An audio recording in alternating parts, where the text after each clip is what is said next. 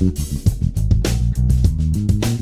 right, guys, we're back at Groove Talk program. It's been a while, I know, but I bring you now, my friend from far, far away, from a wonderland, uh,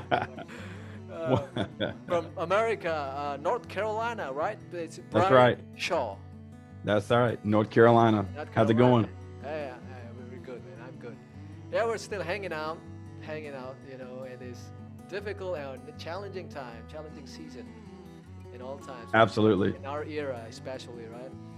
Uh, Yep. but let's just talk about some things, about music and about Sure. maybe a bit about life and any interesting topic that we could talk and share here in the Sure. program.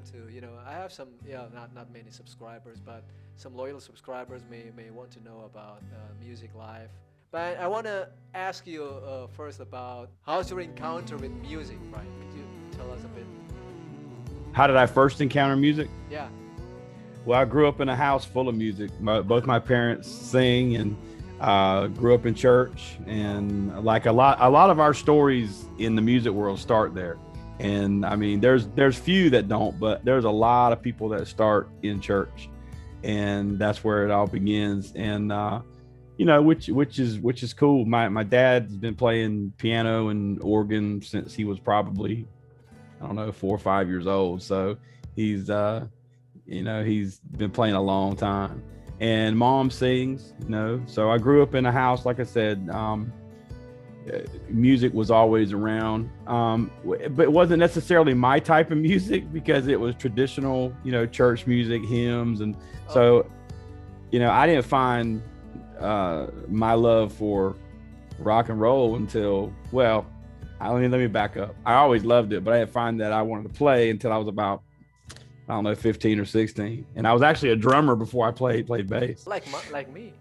Yeah. It's nice. I was horrible. I was a terrible drummer, but I was a drummer. I could keep a beat. Okay. And so then I found a bass at one of my friend's house one night, and I saw it and I was like, what is this? And I picked it up, and forever, I never picked up a stick after that. It was always bass.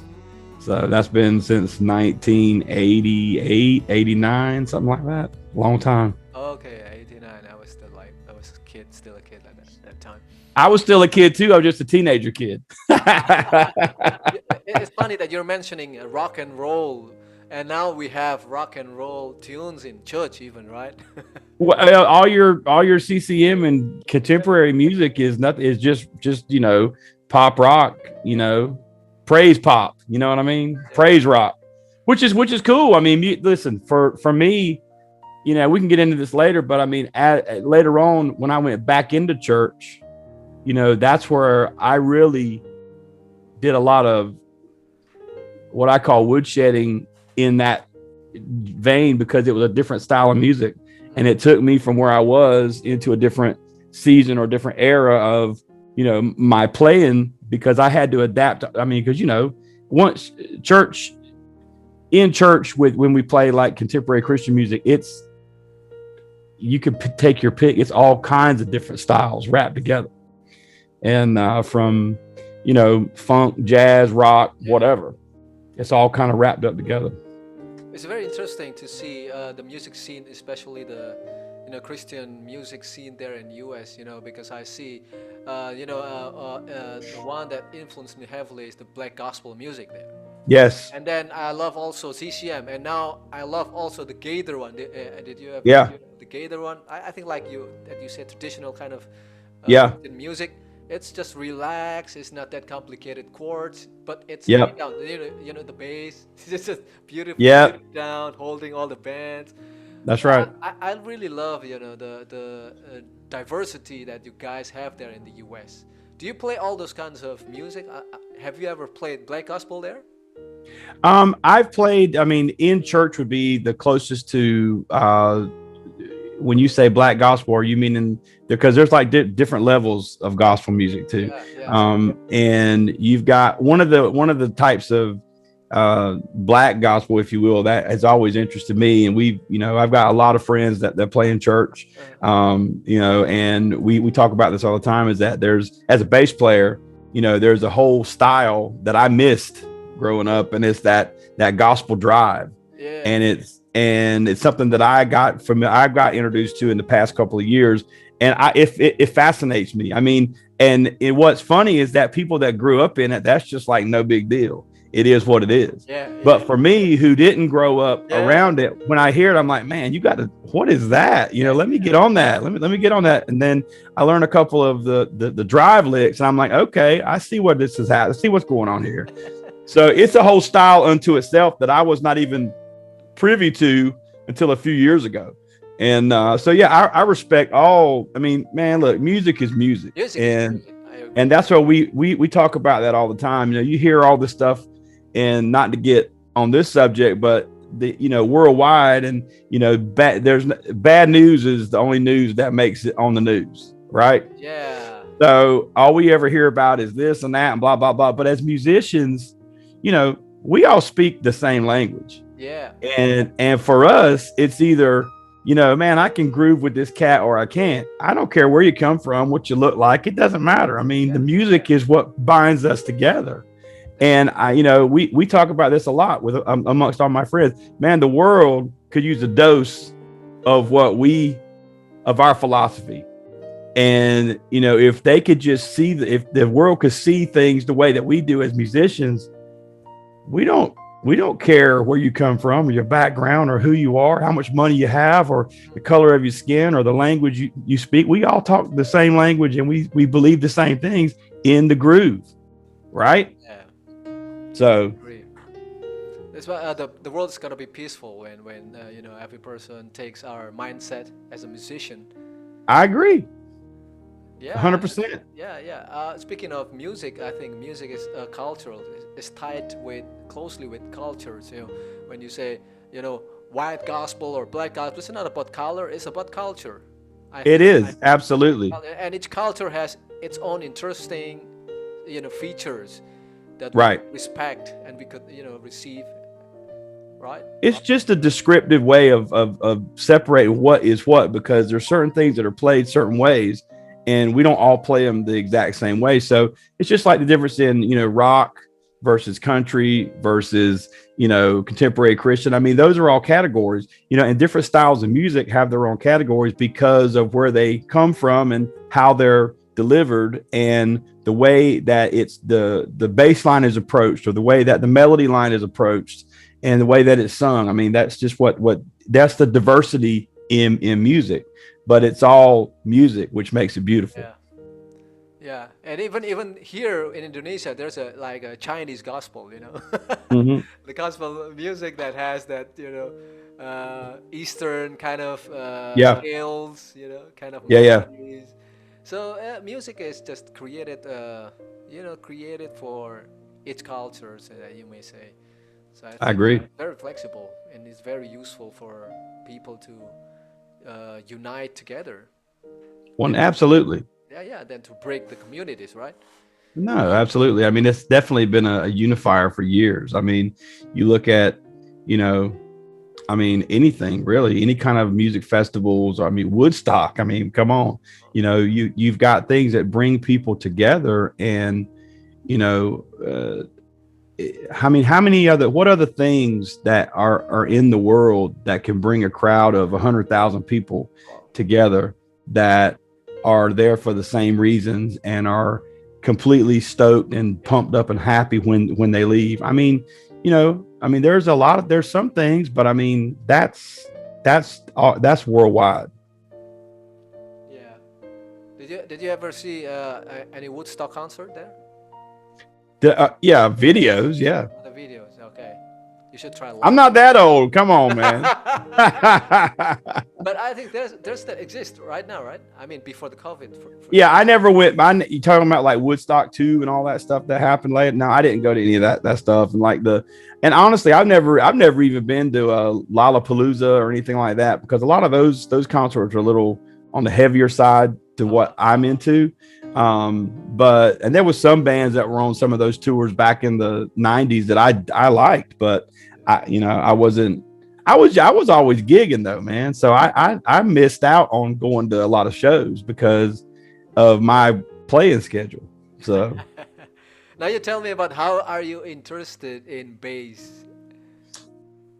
Well, how did I get interested in Yeah, bass? how were you interested in bass and start playing it? Well, from when I mean, so when you're a kid and we were teenagers and we wanted to play music, and because we had friends that were in a rock band, we were like, man, those dudes are cool. We should do that.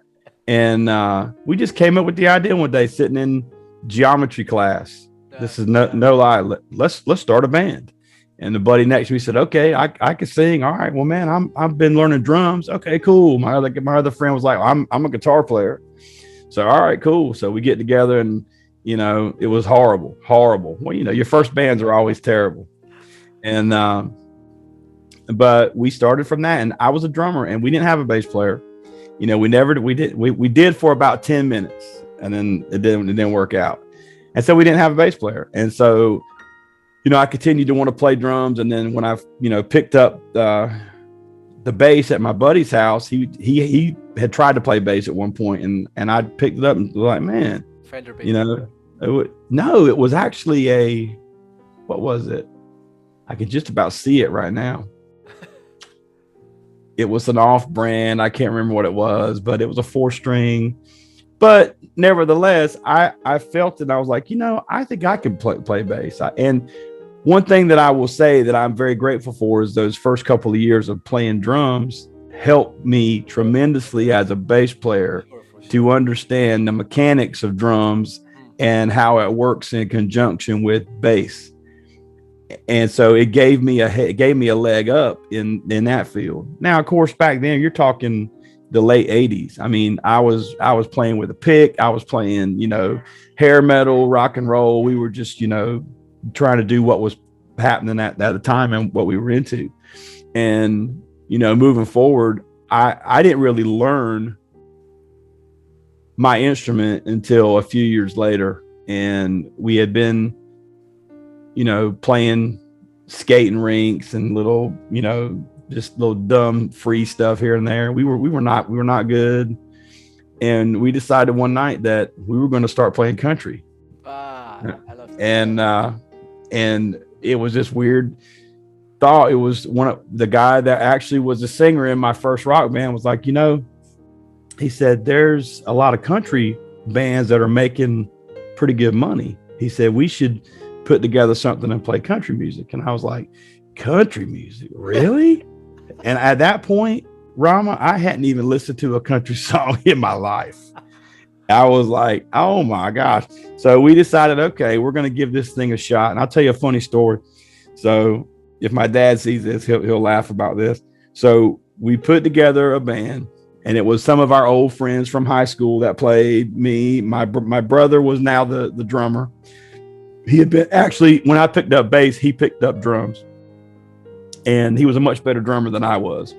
And so it was myself, my brother, my buddy from high school, two of my friends from high school. Anyway, and so we decided we're going to start playing country. So we picked out three country tunes at the time. It was like 1991, Wow. 91. So 90, yeah. So the Garth Brooks era had just started. That 90s country vibe had just started coming in. So it was more like rocky kind of country. So I could dig it. We were rehearsing in my parents' bonus room above their garage. And at one point, my dad opens the door. He said, "Hey," he said, "did you guys say you're playing country music?" I said, "Yeah." He goes, "Well, what country is this from?" I was like, "Wow, Dad, thanks a lot. I know it was terrible, but thanks." So my whole plan, went down in flames. And I was like, wow. But nevertheless, we ended up getting our own rehearsal spot. And we woodshedded. We rehearsed as a band 3 days a week, Tuesday, Thursday, Sunday, every day, every week for a year. We took a year before we ever played out. And that is what made me the bass player. It started the road as me being an actual bass player and singer. I mean, I also sing. So I had to learn how to play and sing at the same time. And that year is what kickstarted that whole journey. So what famous who's the famous country singer or musician back then?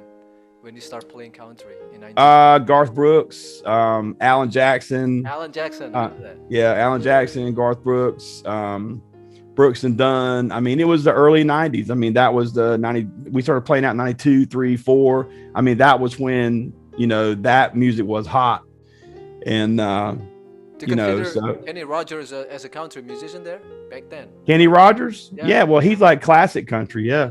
But he was a crossover guy though. He had more hits on pop radio, I think, than he did on country. But he has a really distinctive country kind of voice or texture. He's got that real smoky, raspy voice. Yeah. Lady, that I love it. I love old Kenny Rogers. I heard some songs of his Yeah. his albums. That's really nice. Now I wanna you ever say that you've been working? I don't know if you still work in music retail, and that's a really, for me, it's a really nice and might be interesting for a musician to be working in that kind of business, right? Because you would encounter many gears, many new gears, many new bass guitars. Now I want to know how interesting for you to work in that, and how did you begin? So in the when did I start working in music retail? I think I started working in music retail in like 2001, the early 2000s. I've been in sales most of my life. I'm sorry, let me back up. No, I worked in music retail in the early 90s too.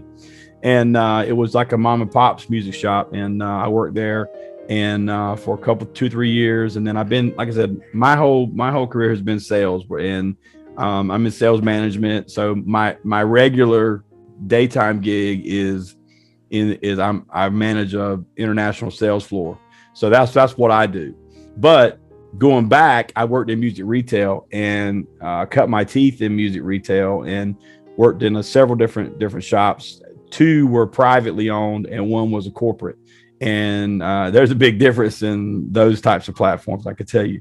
But the nice thing about working in the music store, like you said, is that you have access to gear all the time, and you get educated on what's coming out, what's new, and you see what's happening. When I got away from music retail for several years and then went back in, I was like brand new all over again. I'm like, I don't even know what's popular now. I know what I use and I know what's that, but I don't really know what's happening. So I had to get reacclimated to what was happening gear wise.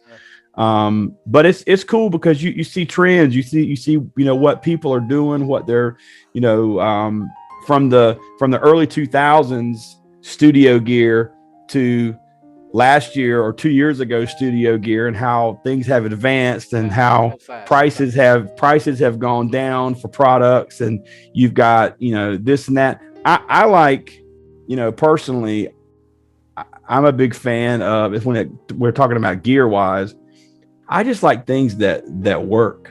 You know what I mean? It doesn't have to be bougie or boutiquey. It just has to be something that is rock solid and that's going to perform every single time for me. And I want it to be able to, as far as amps go, I want to be able to get the sound that I want, and speakers the same way, guitars the same way. I mean, I've always been one that looked at a guitar and decided, well, if it's got good bones, I can fix anything else I want to with it. I don't have to buy it off the shelf that I go, oh my God, this is perfect.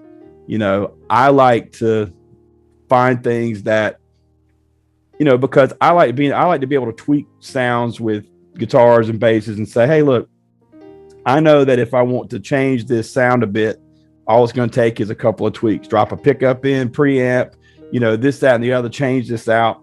And hey, I got a monster guitar that maybe I didn't invest $3,000-4,000 in. You know what I mean? Yeah. That's really nice. And you're not still working there, or you don't work there no more?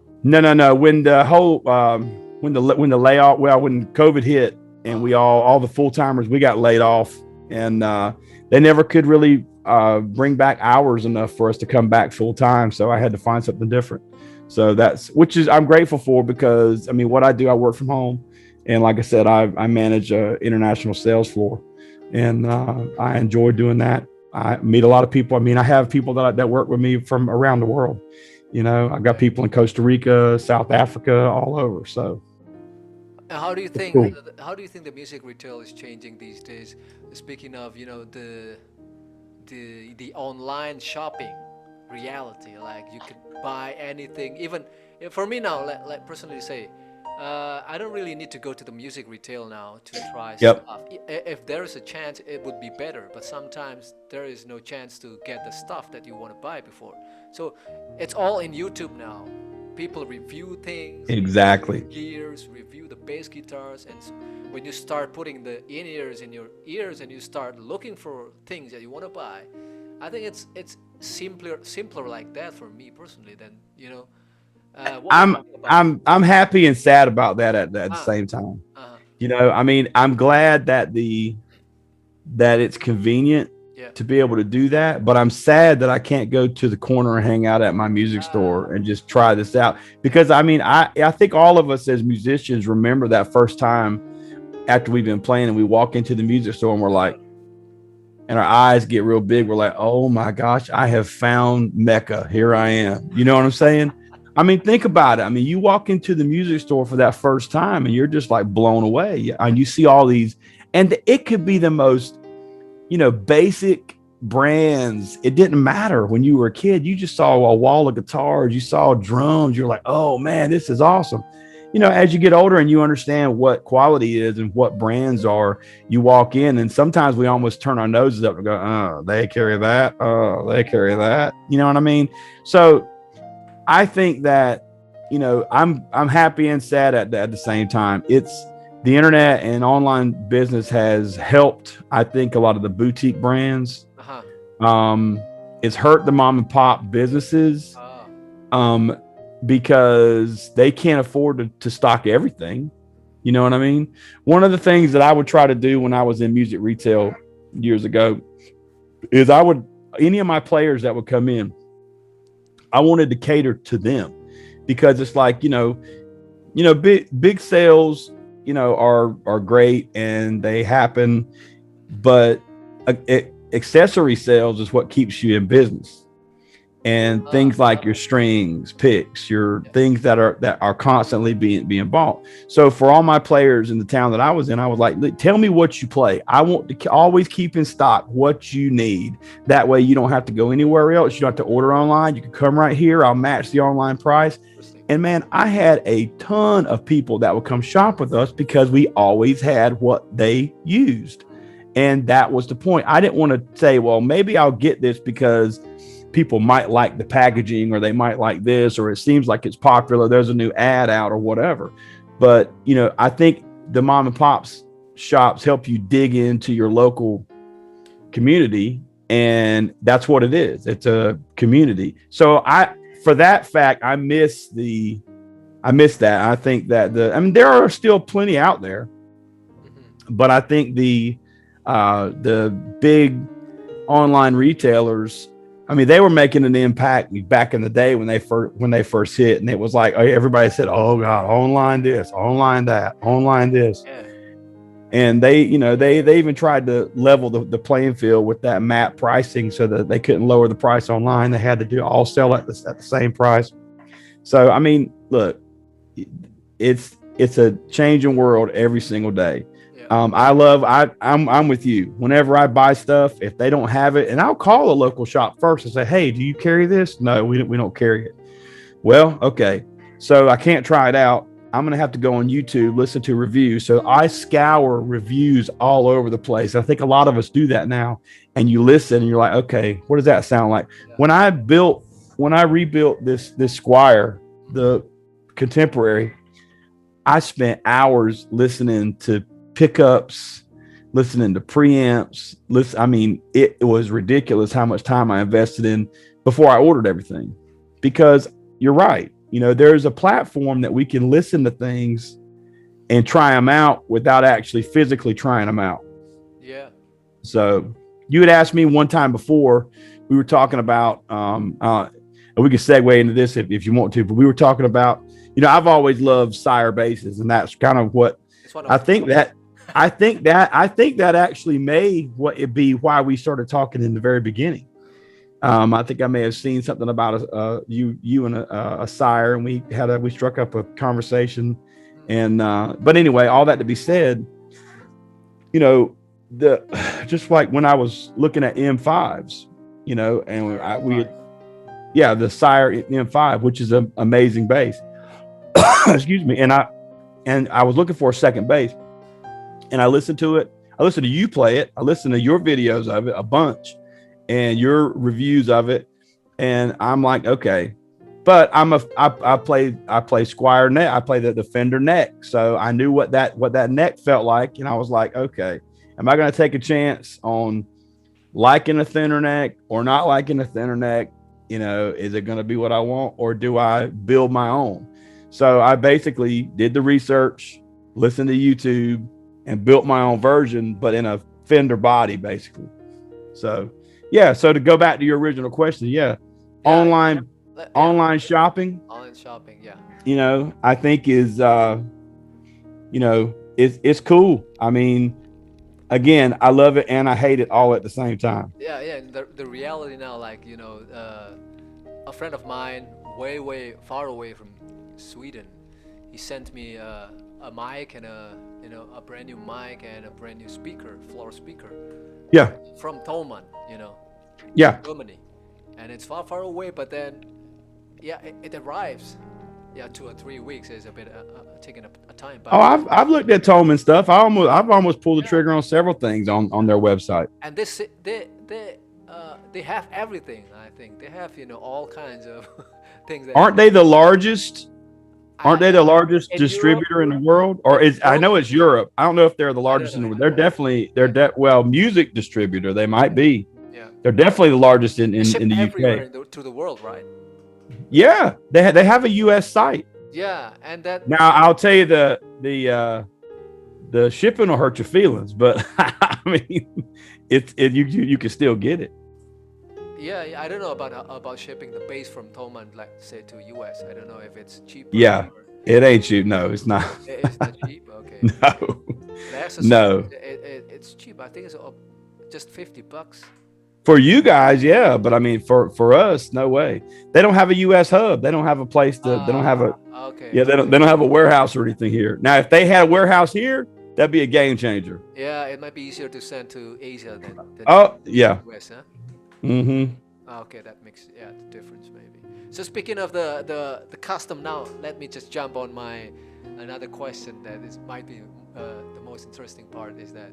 What is your dream custom bass? That, let's say, if money is not a problem, what do you want to put? What kind of wood? What kind of electronics? What kind of spec? If money's no object, man, I've had some really cool basses in my life, and I mean, I've had some Olympics, some high end stuff.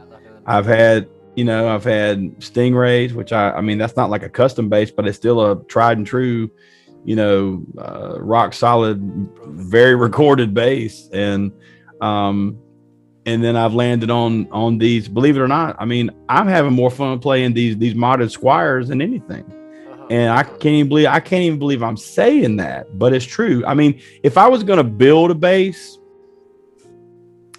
I would probably want to build something to the spec of my black Squire, but like about 6 pounds lighter. Yeah. So I got to figure out what kind of wood I would want that would, lighten up everything, maybe thin that body out just a little bit. But electronics wise, I've been real happy with the Bartolinis. I love Aguilar pickups too. I mean, Oh, send it to me. You could have it because this is not. They're already in the bass. Which Aguilar is that? These were that's the AG5J, the hum cancelings. Oh, the hum cancel. Okay. That's the ones I put in. I've got the vintage modified 5 Squire, the white one that I play, and that was the first. Okay. What? So all those Squires are made in Indonesia. That's exactly right. Yeah. Okay.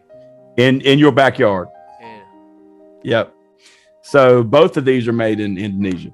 So but yeah, and it's a fine product. I don't care what anybody says. I'll put it up against just about anything, especially after the mod. So the white one is modded with. Let me just tell you about what I've done to these, because these are my dream bases really. And like I said, if I was going to do anything different, it might just be pull some of the weight out of the body. So let me just show you. So my first project. This is a. Do you see this? Can you see this? I love the pick art. Thank you so much. Custom pick art. This is the vintage modified Squire V 5-string. I have changed out the pickups to those Aguilar hum cancelings. So that's 70s position. It is a 70s. Yeah, that's exactly right. We've added the what's bridge? Yes, the high mass bridge. It's the kick-ass bridge. Okay. It's the hip shot. Yep. So it's the hip shot bridge. It's got hip shot tuners. All right. Is that the ultralight? What kind of tuners? What type? It's the H. If I would tell you the model. I can't remember the H something. Whatever the direct fit was for the Fender or the Squire. And then I've got the Aguilar OBP3 in it. So, I mean, it's been completely modded out. So you've got your volume blend, your mid with push-pull, and you've got a stacked treble bass. And to be honest with you, the only kind of adjustment I really do to it is I bump the mid just barely, and I crack the bass up just a little bit. That's it. And it sounds incredible. So that's ash or alder body? It is, I believe it's alder. If I'm not mistaken. I don't think it's ash. I don't think that they did ash on those, unless I might be wrong, but I don't think so. But then my second project was the Contemporary, and I bought the Contemporary, like I said, because I was contemplating the M5, and then here's this one. You can see the pick guard on it. Is that the humbucker? Yes. Yeah, so it came with soap bars. I dropped Bartolini Classics in it, and as you can see, can you see the switches? Oh wow! It looks just. 3 switches. What does that look like? Active, passive, and. No, it's not active, passive. That's the one difference in the Sire and this. It's always active. So there's a Tone Monster preamp in this, Bartolini Classics. It already had a high mass bridge, so I left that alone. And so I've got volume, blend, mid, stack, treble, and bass. Then I got the 3-ways. Yeah. So on each pickup, I can do parallel, single, and series. And then it's got a mid switch that changes the mid frequency. So the other switch is for the mid switch. The mid switch changes the frequency. Okay, so and 2-way mid selection. 3-way. Oh wow. Yeah, 3-way. Okay. So the tonal possibilities on that are crazy. I mean, all the Barts, all the humbuckers are 4-wire pickups anyway, so you could always do that if you wanted to. A lot of people just wire them up the way that it comes. I think that they're typically wired series. I'm sorry, parallel. And that gives you that throaty, clean, classic Bart sound. But if you go series, that really puts that, we were talking about this earlier, that puts that 70s, grit back into it. But I don't do that. I run mine parallel. What pre is in that black one? The Tone Monster. The preamp name is what? Tone Master? Tone Monster. Tone Monster. I just heard. Yeah, have you heard of those? No, I just heard that. They're kind of, who Johnny Long is? Johnny Lee Long. Okay, the guy on YouTube. Yes, he's a big lover of the Tone Monster. That's where I first heard about it. Oh, really? And again, doing my YouTube research, like we're talking about, when I'm looking at preamps, I already had an Aguilar in the first one, and I wanted something a little bit different with this. And he put a Tone Monster in this same bass, but didn't change any of the pickups out. Just put a preamp in it. and it sounded incredible with the stock pickups. How much is the preamp? Guess how much it is? 90s, 90 or 100? 90 what? 100 bucks? Yeah, $100. It's like $80. Ah, not It's far. not very much. It's a whole lot less than an Aguilar. Yeah, yeah.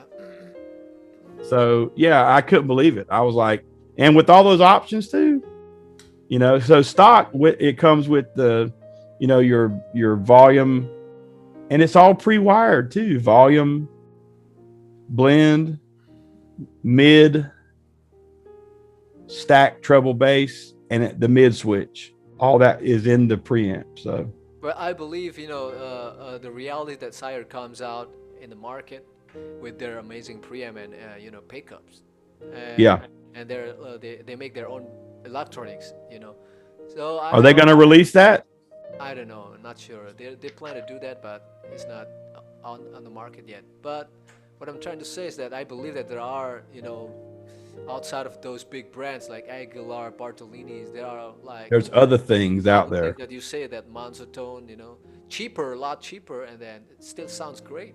Things like the Aguilar, you just, it is what it is. Yeah. You can't mess with an OBP3. It's a beast. It always has been, but I wanted to try something different.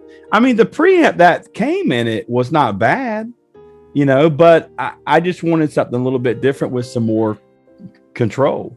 So if have you ever played one of these stock, one of the contemporary? Although it's made in Indonesia, Yeah.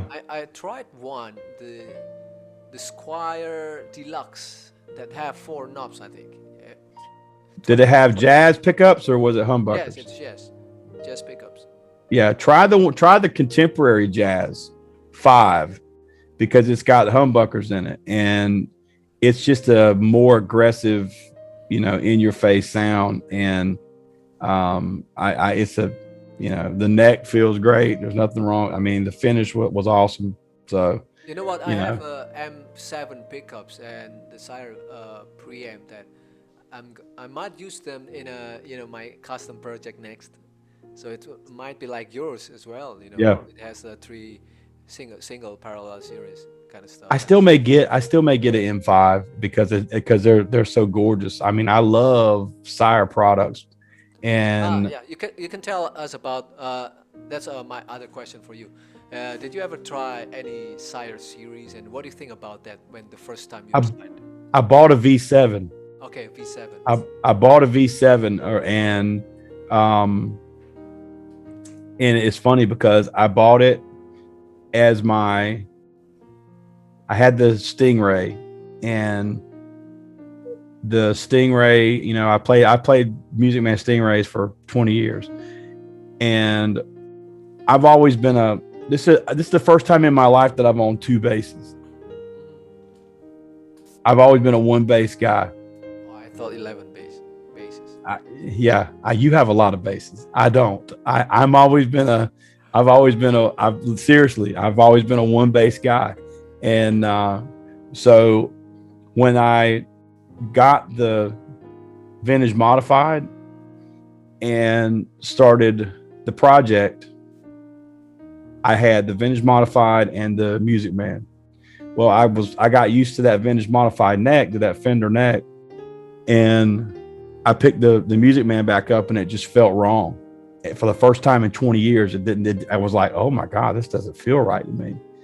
And I just was like, wow. So what I did was, a good buddy of mine had been hounding me for years about my Stingray, and he bought it.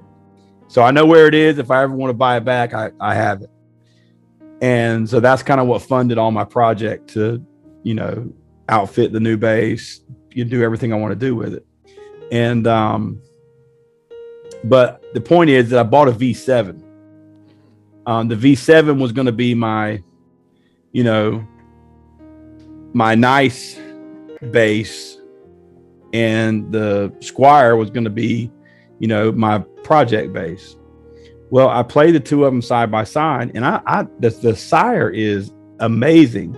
And I feel like, because here's the thing, coming from a Music Man where I just dimed out everything and played it. I literally just ran everything hot and went with it, and it was an amazing sound.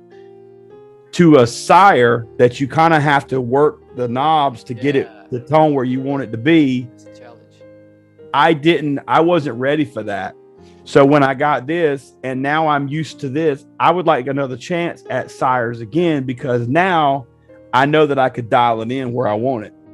But I don't think I'm going to get a V7 because I got two jazzes sitting here that I play. Why would I want a jazz format? You know what I'm saying? So that's why I'm looking at the M5, or M7, one of the two. You know, I have one stock M5, and it's literally lighter than any other M7 that I had. Yeah. It's lighter, and then it has smaller bodies. You know, modern kind of empty. Yes, it But- does. Yeah. and it's 35-inch scale, so it's got to be longer bit. But surprisingly for me, it feels nice, and it feels the neck is kind of thin. It's not that. Yep. It's really modern kind of neck, but it feels comfortable. But Well, that's all that matters, is that the basses are comfortable and that they, yeah. that they do it. Now, you asked me what I liked about Sires. I like I like the rolled edges on the version 2's Yeah. second versions. It took a little bit to get used to that feel, though. And when you first play it, you're like, I mean, it's comfortable, but it's different. You know what I mean? So, but I do like that. I like the, and like I said, I had the V7, so it did not have. I think the V7s have the traditional bridge. They don't have the high mass bridge, correct? Now they put traditional bridges on all the V7s. Yeah, You see, because I know the first version had a high mass, correct? yeah, the modern kind of one. Yep. So Did you notice any difference in sound between version 1 and 2 because of the bridge? No, not that really big difference for me, for my ears. I don't think there is. Yeah, for me, when I changed the bridge on this Squire, though, the sustain went crazy. Might be about sustain, but that Yeah. a big difference though. Let me ask you a question. Mhm. Do you like strung through the body or strung through the bridge? True. I think Through the body? yeah, I often do the through the body strings. I can never tell a difference.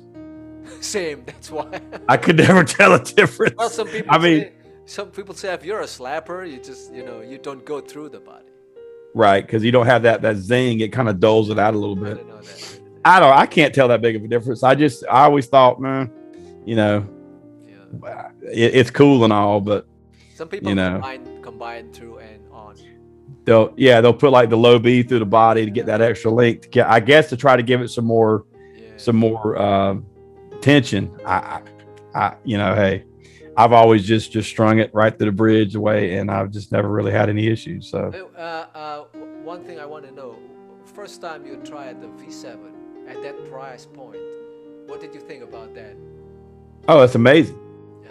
Oh yeah, absolutely. I mean, when I worked for GC Yeah. Guitar Center, I said there's no reason why we shouldn't have a wall full of these. Yeah. I said there's no reason in the world why we should. But see, we couldn't control what we stocked. That was the part of corporate retail that I couldn't stand, because you got someone in a different state far away saying you need to carry A, B, and C when you have no idea what my local community wants. Yeah.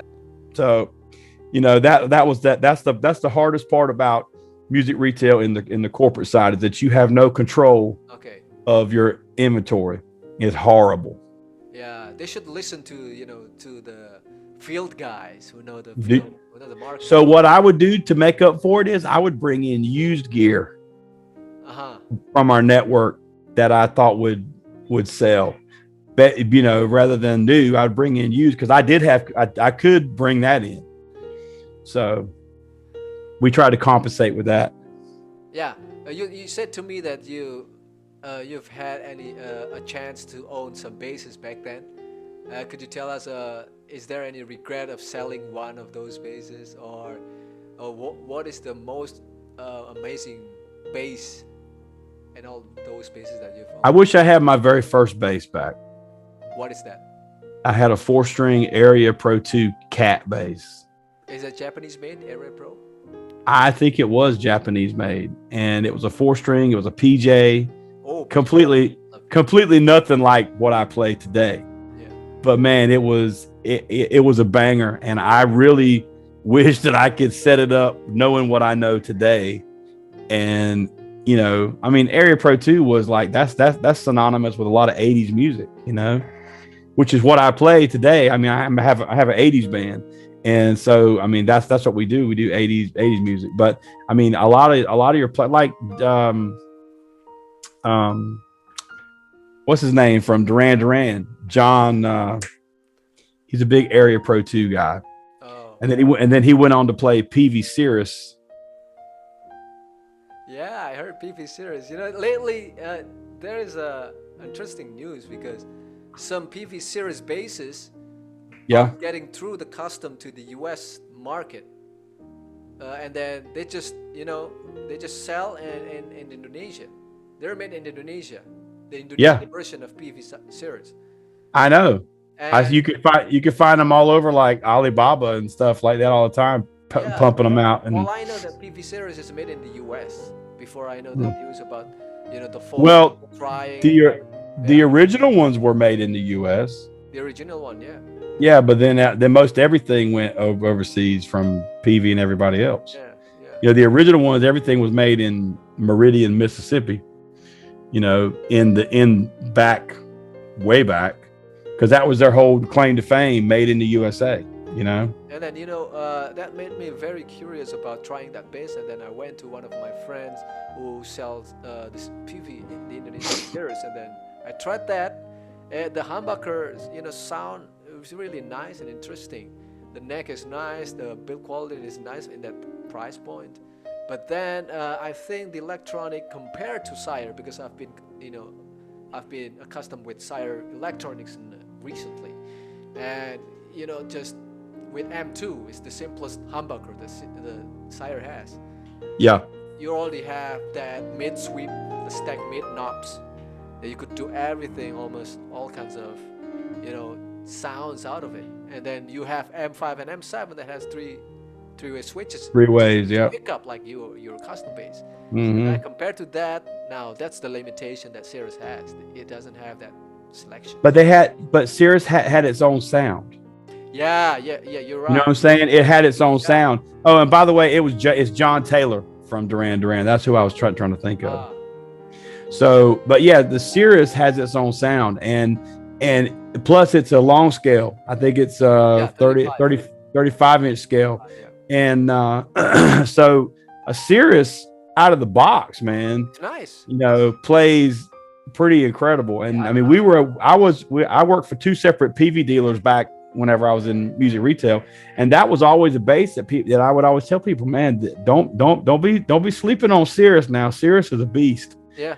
And it's definitely the humbuckers that they made were very robust, very full rounded. I mean, the preamp was great, and for a while I wanted a Cirrus, and I almost got a Cirrus, but I never did it. There's a lot of basses that I'm sure all of us say I wanted that. I almost bought it, but I didn't. So But I believe the American series is much better than Indonesian one. yeah. Because Yeah, but yeah, if you can get it from Indonesia, like I said, I mean, if they're selling it and it's basically the Cirrus body, you can make it pretty much whatever you want, yeah, as long yeah, as the yeah. neck is straight and Sounds great. But so then I don't have much money these days, so I who tried does? that. Yeah, I tried that, and then I just I just entertained myself. Okay, I have Sire access. I don't have to buy this right now. Exactly. Well, I'm jealous of your Sire collection. So Man, you know, the Sire bases that I have, I bought some for myself, and then but most of them are my customers. So yep, I know. that's the difficult part. That's why it's always interesting for us to work in a music retail or music Hmm. business, because then when you find something great, but you cannot own this because it's somebody else's. So that's why sometimes, oh man, I really need that. And speaking of the mass production basis, sometimes you find Diamond in the rough. yeah, a great one, out of the box, it plays great, sounds great, and it's kind of different than the other stocks. And then you let it go, and then you regretted it. I had a guy one time back in the day um, play my Stingray, and he was in the market for one, and I was a Stingray dealer, and I said, here you go. I said, you can try mine because you see what kind of setup I put on them. And he said, man, he's like, this is exactly what I want. He said, how much you want for this? I said, this one's mine. This isn't for sale. And you could buy the Stingray back then, US dollars, like $1,500, $1,600. He said, man, I'll give you $2,000 for this base. I said, no, I'm not selling. He said, how about $3,000? He offered me $3,000 for my bass because he liked the way it played and felt. It just was one of those things. It felt right. And I'm like, man, I can make a Stingray feel like this almost. This has got a lot of. This one's got hours and hours and hours of shows and sweat and just That's a secret. juju. It's just got stuff. You know what I mean? So no, you can't just have this. You know. But I think that's really what it takes, because everything sounds good in a music store, just about. I mean, you go in, you're like, oh yeah, it sounds good, but you really got to judge it on that stage. And when you get it home and you work with it and you get it dialed in how you want it, and you play it and how it lays in the mix, that's the difference to me. I mean, when I first played that vintage modified, and for me, I'm a band guy. I'm not like a all about me. I want the whole project to just sound banging. And when I heard how the bass laid in the mix, and I heard it back on video, and I just was like, oh my gosh, I'm done. And it was like, what else do I want? I mean, it's perfect. You know what I'm saying? But that's how it works for me. Is like, everything sounds good in the store. I mean, amps usually sound good. If a bass is halfway decently set up, it's going to sound pretty good. And I think that's the mistake that a lot of young players make, is that they just buy the first thing and they don't really take time to think about it. And that's why people end up hating stuff. Like, they're like, man, I bought this, I thought I would like it, but I hate it. Well, one of the things that I think people miss the boat on is learning how to work on their own gear. Yeah, that's important. And that's something I had to learn years ago. It's like, man, why? And God bless luthiers. God bless guys who do stuff, because I do everything but electronics. I don't want to touch them. I don't want to solder. I don't want to do that. I got a guy who'll do all my electronics. I design it. I tell him what I want, how I want it, and he does it. Now, as far as setups, anything having to do with the bass, when it comes to intonation, setup, the whole nine, playability, that's all me. I have to be able to do that, and that's the thing I try to tell young players. Before you do anything else, you learn how to take care of your instrument. And it takes a few years to know what you want. Yeah. I mean, think about it. When you first started playing, did you know what kind of action you really liked? You didn't know. No, You didn't know. And you didn't know until you started playing later on. And that has developed over the years too. What you liked 10 years ago may not be what you like today. Yeah. You know? I know what you're talking about. Say I have a friend. He has many basses, and then some of my friends, they love very low action on the bass, and for me, Yep. that's too low for me. I cannot play that because that's just too. Because I try the way I play sometimes, often not sometimes, is I dig it. I dig the strings. I do too. So when it's too low, I cannot dig it. So I cannot take, put my best tone out of it. So it's a matter of, yeah, you're right, matter of personal setup, right? Let me ask you this. What do you think of those? Okay, sorry, the battery for my laptop. You need to plug it in. All right. Was it? What do you think of the, how things become trendy? There's two things I want to ask you about too. What do you think of the, I'm starting to see, what is it called? Is it bridges? No, that's not what it's called. What is it called? What they're putting in between pickups? The ramp. Ramps. Yeah, I've seen that a lot. What do you think about that? Because that's like becoming popular now. I don't know if I've ever tried a ramp on a bass. I think it's the Ibanez, the signature one, the fretless one, Hmm. Gary Willis signature. Yes. Yes. Yeah, it has the RAM, I think, if I'm not mistaken. It's strange for me to play on the RAM because it's limiting my fingers to dig. I dig up the Yes. and then it just I cannot go through it. So I don't think it works for me. It's supposed to. I mean, the word is that it's supposed to help you play lighter and faster. Uh huh. But I don't know that I like that. I like to get under the Yeah. string because and and I can be expressive with my right hand. You know what I Yeah. mean? And if I want to dig into that note the same way you do, especially on a jazz bass, bro. I mean, that's like what it's about to me. You know what I mean? And you get that honk. Yeah. I don't see, and I get it. I mean, everything's trendy. Things come. The other thing I was going to ask you about, what do you think about I can't remember the name of this either. Fret wraps. What do you think about that?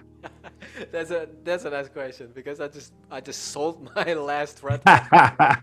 I bought three in different colors when I was Yep. still having my MTD, the six strings, Andrew Goucher signature one, the Yeah. most expensive MTDs I ever owned. And then I put the red fret wrap on it. And then because I just see that guy when they play melodically on the higher frets, they put the Yes. fret wrap and they drag the Pull it. Yep. and then I don't think I'm gonna play that solo kind of thing mostly. Mm-mm. And then yeah, then I just it just looks funny and it looks interesting, but then I don't use it too much. Yeah, I mean, it's like I had one on my bass for a while just because, and it was like I'm not using this. Why do I even have this thing on here? Yeah, And I guess to each his own. I mean, it obviously serves a purpose, and certain types of players use them, just like the ramps, But like I said, there's a lot of trendy stuff. Well, speaking of trendy, let me tell you my little trendy story. So Tony Levin. uh-huh.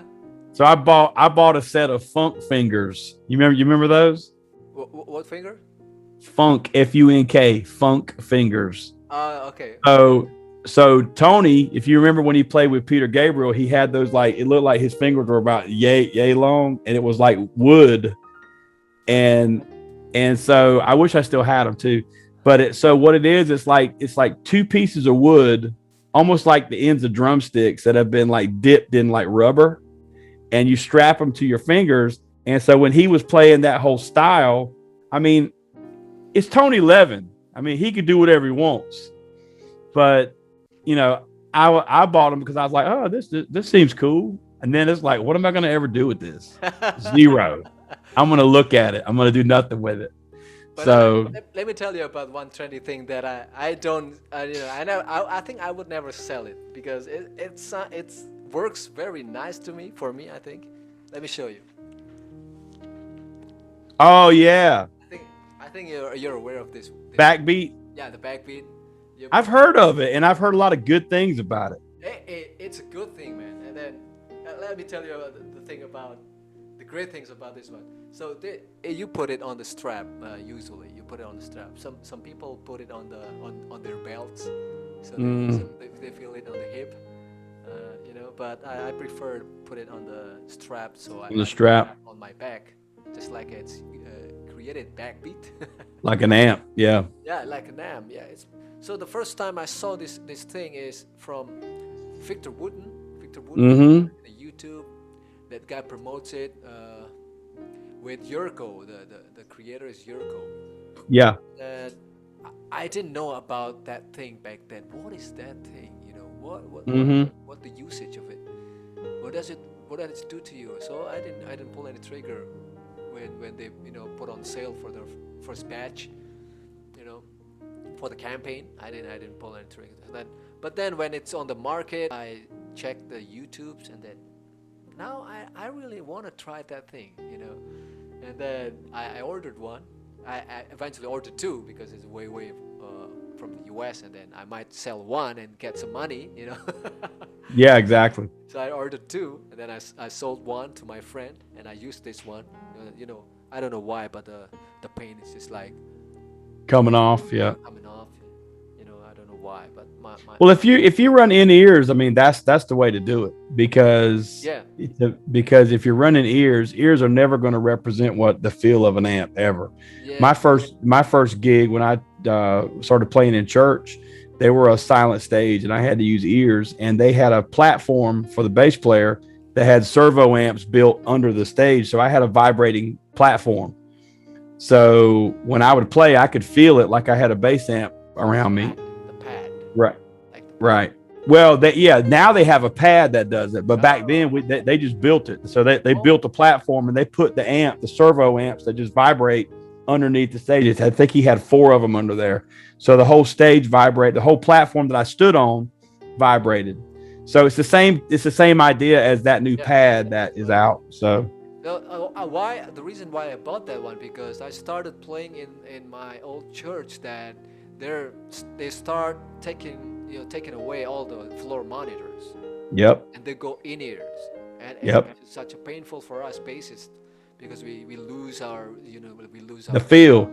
feel, the vibration that we need when we groove, and That's then right. we just put the in ears, and we just suddenly we lost all kinds, the good things for the bass player. And then I try to put and then I bought it, and then I put it on, and then I tried it for the first time, and then I feel the vibration, and the vibration you could just uh, Adjust. adjust with the knob. And then you can also use that as a practice tool wherever you go. Mm-hmm. So it's very handy, very practical, and it brings you back the amp feel when you play Yep. live without the floor monitors. So the bad thing about that thing is you cannot start playing without that anymore once you put it on. That's right. That That's right. unless you have a cap behind your back to support your live playing. Yep. That's right. So So what kind of let me ask you this since we're talking about gear. So what kind of bass rig do you like? bass rig, you know, maybe I'm the one of the bassists that don't have much luxury to have or to own those kind of big amps. Mm-hmm. Mostly when I play live, let's say in the venues, I just bring my bass, bring my sire or my Yamaha basses, and then just go directly to the floor monitor or to Mm-hmm. any amp they have. Or if I Yep. don't like the amp, I just go bypass to the Go monitor, direct. direct, go direct. So, but I'm using AMPEG now, the 12 inch, I think. The Yep. AMPEG, it does work. Yeah, it does its job. It has two channels. It's simpler. Yep. But speaking of the Dream Cap, it might be Mark bass, I think. I ever Yep. tried Mark bass in a rehearsal studio, and it sounds great. Sounds great, man. I just recently changed. I mean, I was an Ampeg guy for years, and I had um, still probably one of my favorite rigs ever. I had I had two Ampeg SVT 610 cabinets, Wow. and then I had a SVP, the preamp, the tube preamp, run through a power amp, and so I was running both cabs on stage. Man, you talk about ridiculous. I mean, it was clean as a whistle. And I'm glad we kind of talking about this now, because this is the other thing that I love talking about is just like setup, gear, process, how we do things. For me, I'm a clean, dirty guy. I like, and you and I have had this conversation before. I like a clean, dirty bass sound in the mix. Aha. So you think back to players like and clean dirty has been a thing for basses and guitar players forever. Lukather was doing a clean dirty thing, in the early days of Toto, and that was what lended to some of his tone and sound in the recordings as a guitar player. But for bass players, for me, like Doug Pinnick from King's X, I mean, he always would run one cab clean, one cab dirty, which is why I got two 610 cabs, thinking I was going to do some of the same thing. And then I hated how it sounded on stage. So I decided, you know what? I don't have to have dirty on stage as long as the dirty sound is in the house. And when I mean dirt, it's just a little bit of dirt. It's a little bit of grit. And it almost takes the aggressive tone up a notch. but my setup is in my pedal board. So in my pedal board, which I don't have in here, or I would show you. But I'll send you pictures if you want to pop them in the video later. Yeah. So with my pedal board, I'm running the Radial Pro DI for my clean. Which I think Radial makes the best products, period, as far as direct boxes. Have you ever used one? The what? Radial. No. Radial, no. Look them up. They're a Canadian company. I heard good things And about Radial. my gosh, they're built like tanks. Is the red DI made by them? Red DI? They have a JDI, which is what I used for yeah. years. The JDI has a Jensen transformer in it, which for bass players, that's amazing. Or red DI might be a brand, another brand. I don't know. The big Maybe. red one. I don't know. No, they don't have a red one. They have a bunch of stuff, but Radial is the brand that I use. RADIAL. Radial. And then I run a splitter box. So I split my signal, also another Radial product. And then it splits half of my bass signal goes to my to the clean, which is always clean. And then the other half goes to I have an MXR.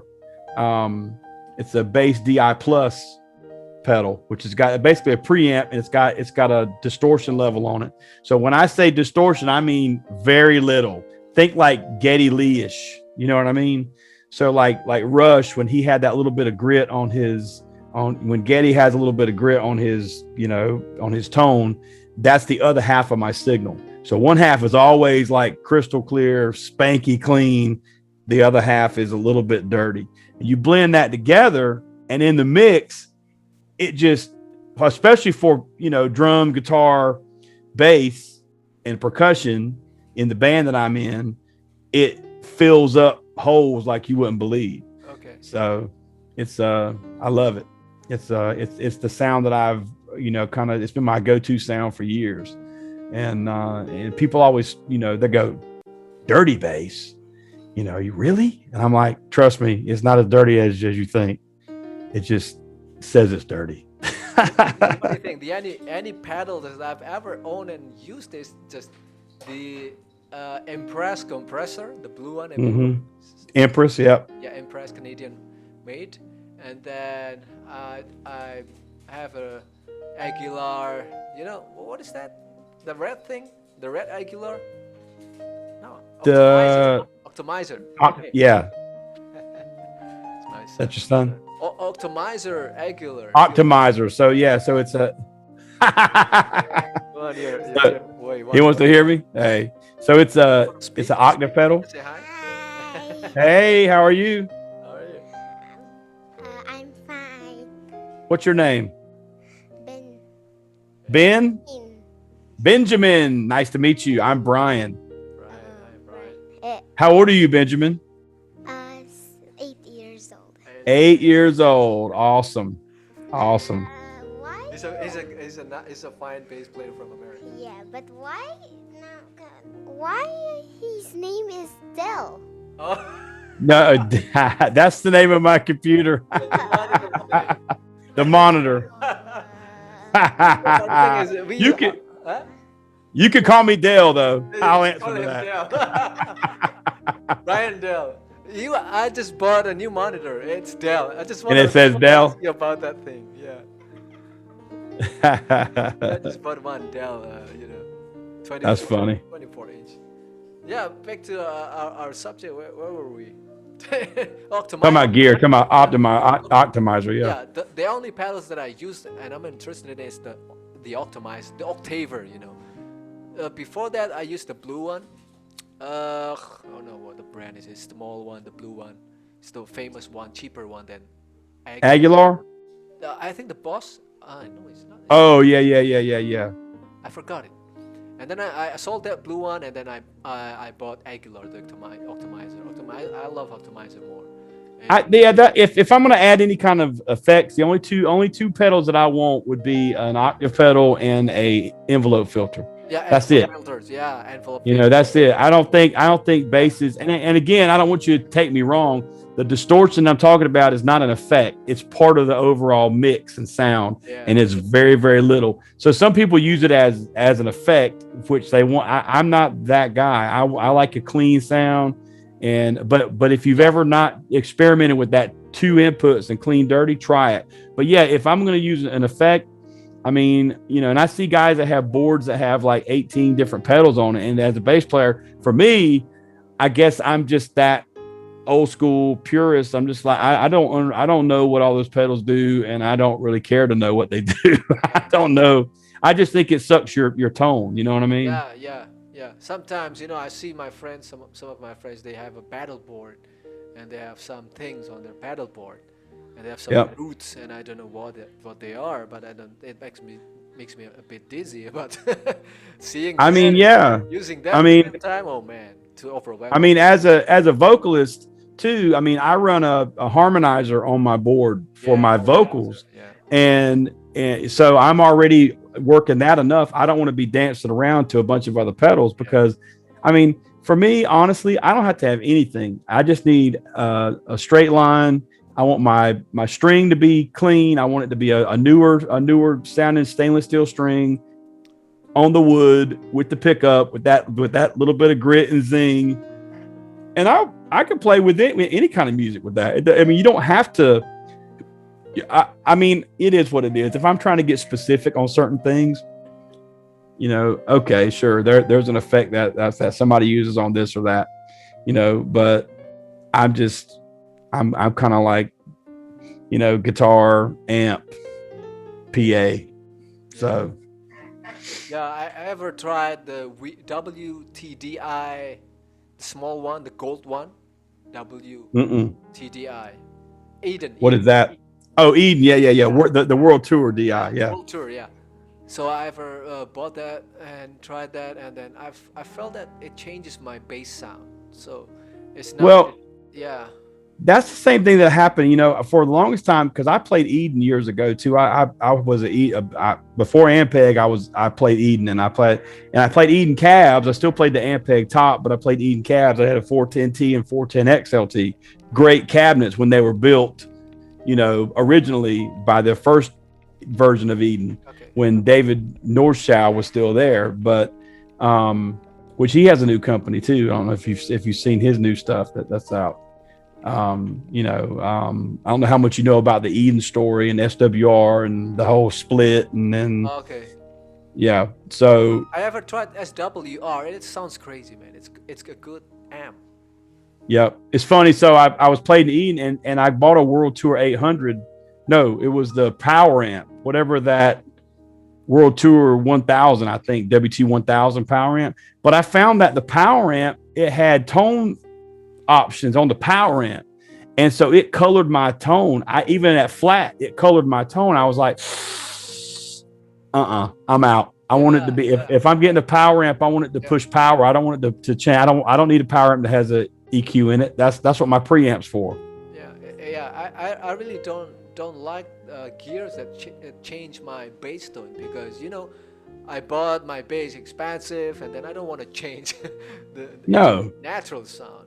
I like two pre's. I mean, and it's funny because I'm fixing to tell you what I'm playing now, and you're gonna laugh, because I honestly, I never thought that. I mean, first of all, as we grow as players, our thoughts change, our taste change, what we hear changes, our playing changes, and so things are different. First of all, I never thought I'd play a Squire bass. Let's just be honest. Yeah. Second of all, I was never a big Fender fan. I mean, the closest thing to a Fender was my Stingray, and that was, Leo. That was Leo's. I'm getting that was his jab back at Fender when he left. So, I played. I told you this before. I played Bugera for a while. Yeah, Bugera. I tried that one and loved it, and then. But I'm off of that train now, and I'm playing GK, if you can believe that. Okay, GK, yeah. Yeah. So I'm playing. I got an MB 500 head, little tiny thing, and I've got the Neo 212 cabinet, and it's a monster, and it doesn't weigh anything. I'm like, why didn't I do this years ago? So And then I have, I bought a TC Electronics mm, BH250, the yeah, smallest one, the yep, smallest head. And then I bought it from Hong Kong, and I used it a couple of, I think not that long, Maybe I'm just a simple guy. I don't want to bring head anywhere I go to play. It's just like another load, and then I sold it. buddy. This MB 500, I swear it probably weighs 3 pounds. It's crazy how light it is. It's ridiculous, and it puts out 500 watts. I'm like, when I first dialed it in with my 212 cab, I was like, what? I'm like, I cannot believe how good this thing sounds. So, it is what it is. Yeah, You grow as a player, and things change. and then now I go very simple now, just bass and my backbeat, and I'm good to go. That's it. Yeah.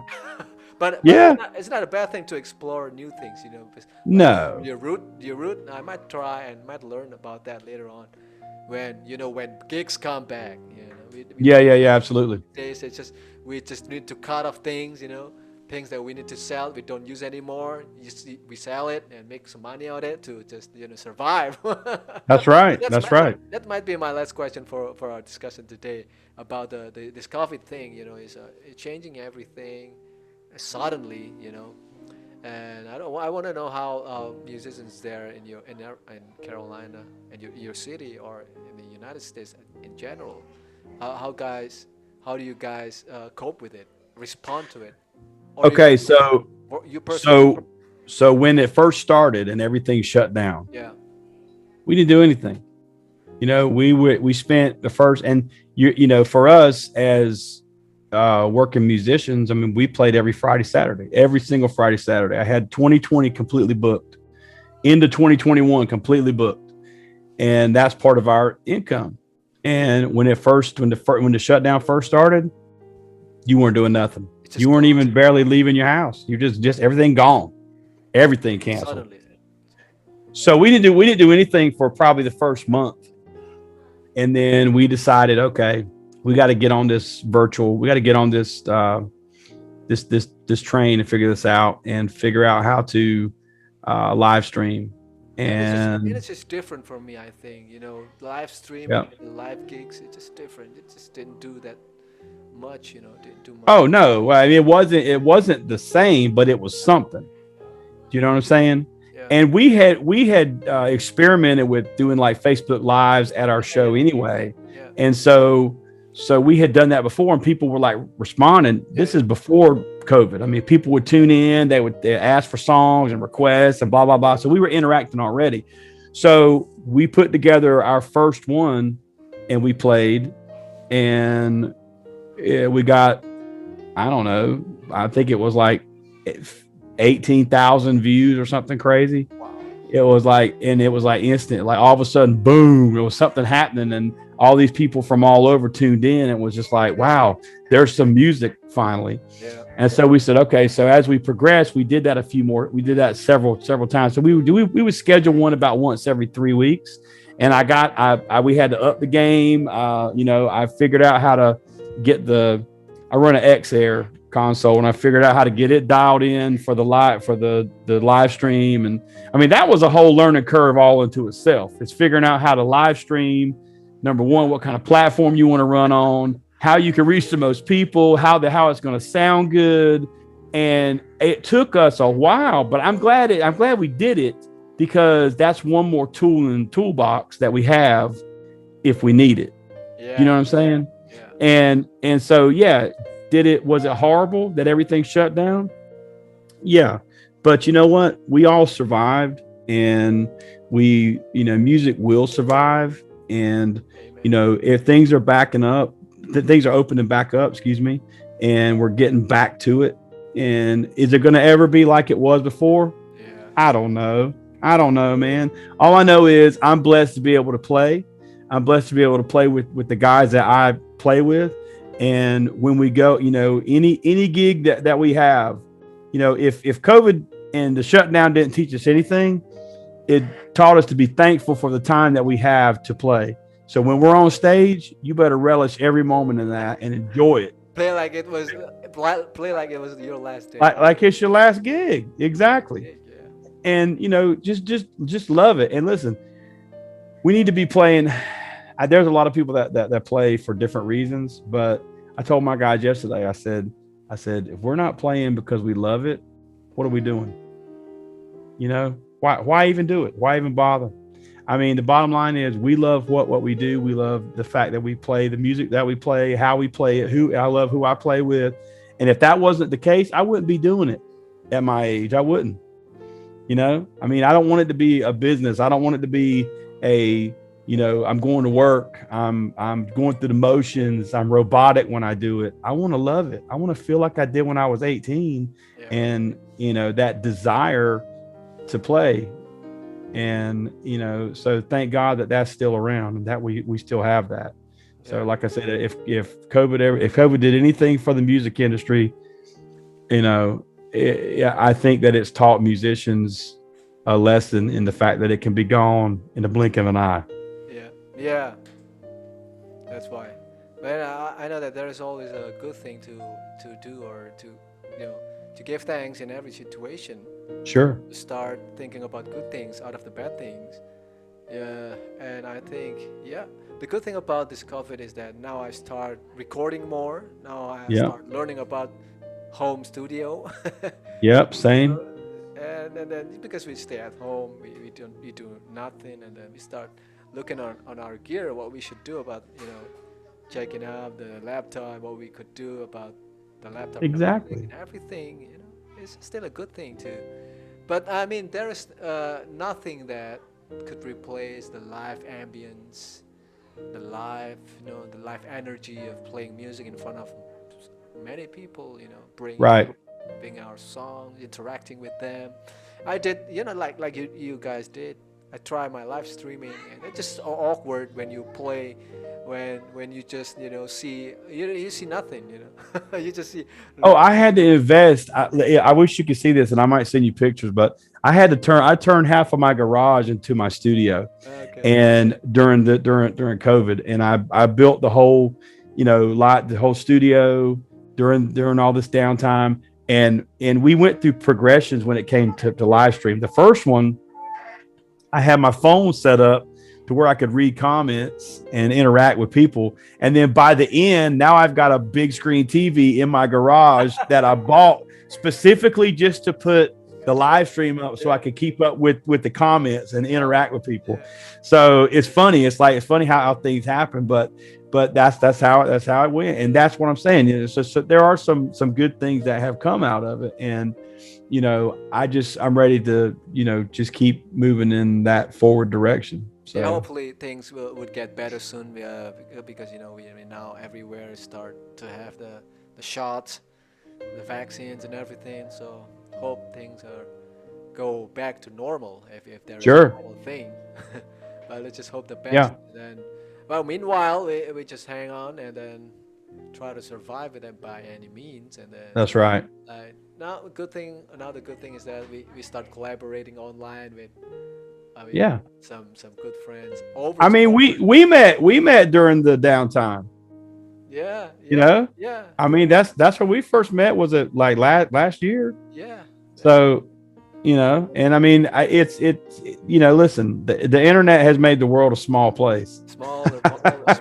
There's even a great idea from another guest of mine, the guy from UK. He said that, hey Rama, you need to start gathering people that you interviewed, and we make one schedule in a Zoom. That's a good idea. Let's do that. Would be a good idea. I'm in. Yeah, you're in. Then we could share together from every part, every corner of the earth, and they just start. Well, it's like all of us musicians just hang out at the music store and talk. It's virtual, In a virtual music store, we hang out and talk, and we talk about my gig, your gig, this, that, and the other, what you've had. I mean, I mentioned that to you too. That late night we were on, I said we need to do this. We need to have like a music collective and just kind of hang out. I think it's kind of good. I might do more interviews with some people first, because let's say gathering more people first, and then we make a collective. Yeah. someday, sooner. I think soon. It's a Well, good thing. some of those pages that we're all involved in on Facebook, like the Yeah, Talk Bass and all the different Squire owners and this, that, and the other. I mean, that's the same thing. That's just a community of community. people, and you get to know them because we're like-minded. We all share a love for certain, like, there's a Sire page, there's a Squire page, there's a Fender page. I mean, and it just brings like-minded people together, and that's the cool part about it, is that that's what social media was supposed to be about. Yeah, Not this platform for hate and all this negative stuff. It's yeah, supposed to be a place to gather and talk and meet friends and see people you hadn't seen in 20 years. I mean, that's what it should be. That's how I like to use it. The rest of it, I just click, turn it off. okay. Oh, maybe one last question again. Yeah. Is there any dream for in the future for your music thing or your life? What do you plan?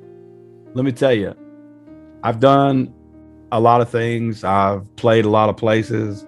I did a stint with an artist out of Nashville for about 3 years and played all over the U.S. And I don't feel, honestly, like I've left anything unchecked. I mean, I'm not playing original music. I'm playing cover music, and I enjoy what I do. I'm having fun, and I've written and played on albums. I've put all that stuff out. I mean, I've done that, and I don't feel like did I make it on a worldwide level? No, but I don't care. I get to play my instrument whenever I want. I get to buy I work, so I have the luxury to buy the gear that I want if I want it. If my wife lets me. No, I'm just kidding. That's the last fortress that we need to go. But I mean, honestly, I don't feel like I've left anything unchecked. That's a good thing. And I'm very happy doing what I do. I'm very, very, content with the music that I make, with the people that I play with, and we all feel the same way. It's like, do we want to do anything else? I mean, would I like to go and play? Would I like to go back to Nashville and play? I mean, I don't really have any desire to do it. I appreciate that whole life, but man, I enjoy what I do so much, and I have fun. And like I said, if it ain't fun, it ain't worth doing. Yeah, as long as there's fun in music, so just go do it. Yep, exactly. Go share it to the world. That's right. Yeah.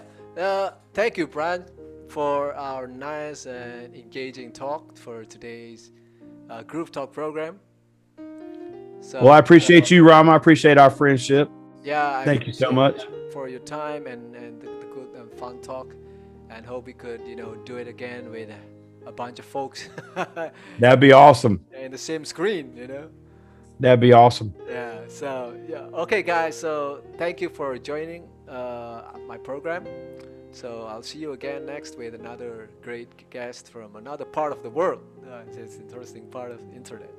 Okay. So thank you. I'll end the recording fine. session of this Zoom. Thank you, Bryan. Yeah, buddy. I appreciate you, man. Just